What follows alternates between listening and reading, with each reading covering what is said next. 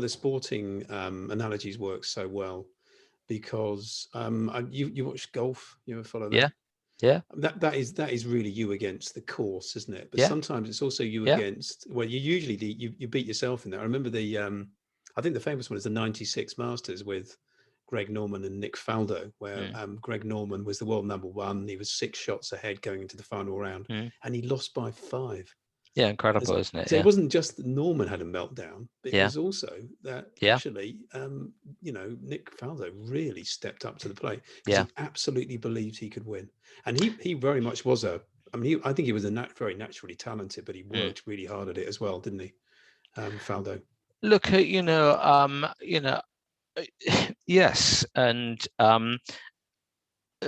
to your point, I think it's a combination of things. You've got Mm, to get this belief system, this backbone of what you believe in place, and then you've got to practice your skill.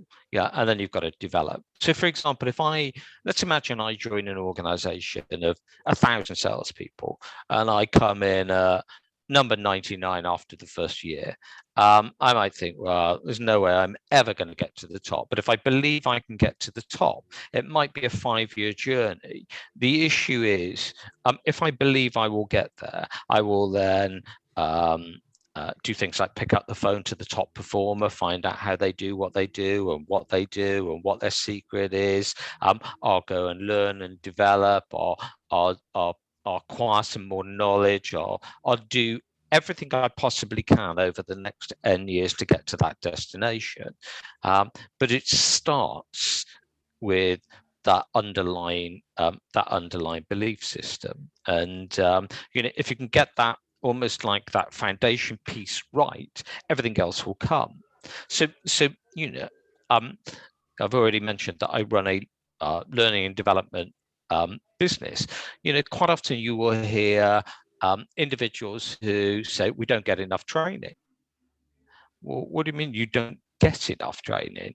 It's the salesperson who's accountable for their own training. hmm Yeah, their organization might give them a leg up and give Yeah. them something, but go read a book, go on TED, go watch some more videos, go buy a cup of coffee for your number one performer. Do things that mean that you learn up faster and better than anyone else, and therefore you will get to a better place. And it's just that, and that's just one perspective of a mindset or an attitude of people who perform at a much higher level than people who don't.